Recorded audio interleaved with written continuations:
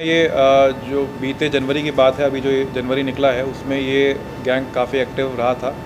इसने रामपुर मनिहारन में, गांव हड्डेकी में और नागल में जनवरी माह में ही 2 ट्रॉलियां चोरी की थी। इसमें जब हमने पता किया था सर्विलेंस के माध्यम से, तो हमारे पास कुछ नंबर निकल के आए थे और हम इनको तलाश रहे थे। इसमें जो मुख्य हमारा अभियुक्त है वो फ़िरोज़ है।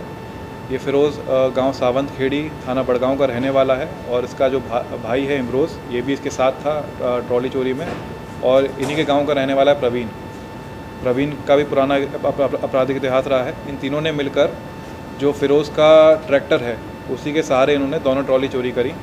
कल जब हमें मुखबिर की सूचना पे हमें ये अंदेशा था कि ये एक जगह से पास होने वाले हैं, तो इनको पुलिस ने मुठभेड़ के बाद इनको गिरफ़्तार किया।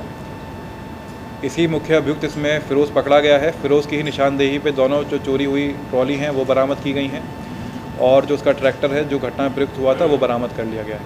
सर, बाकी अभियुक्त कहाँ के हैं और ये रेकी किस तरह करते थे और किस तरीके से ये चोरी को अंजाम देते थे? जैसे मैंने आपको बताया, ये तीनों ही अभियुक्त जो हैं हमारे एक ही गांव के हैं, सावंत खेड़ी गांव है, थाना बड़गांव में।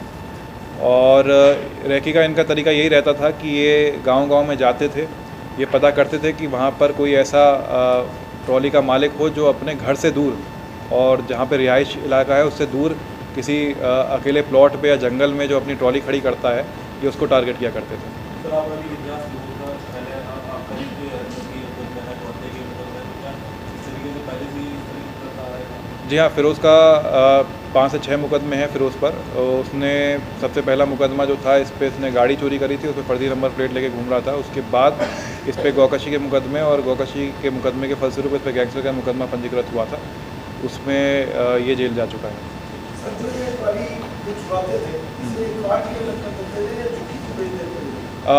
इसमें जब हमने पूछताछ की तो पता चला कि फ़िरोज़ जो मजदूरी कर रहा था ईंट भट्टों पर, तो वो ये ट्रॉली इस्तेमाल करता था उसी मजदूरी पे। और उसके बाद वहाँ पे जब कोई व्यापारी उसको मिलता था जो उसकी ट्रॉली को लेने में इच्छुक हो, तो इसको बेच दिया करता था। ये अब जो पूछताछ से पता चला तो इन्होंने नागल और हमारे रामपुर मनिहारन की, उनकी तो कबूल ही। उसके बाद इसने बताया था कि 2 से ढाई साल पहले इसने उत्तराखंड में ऐसे काम किया है जिसकी ट्रॉली मुख्य रूप से यमुनानगर बेचा करता था।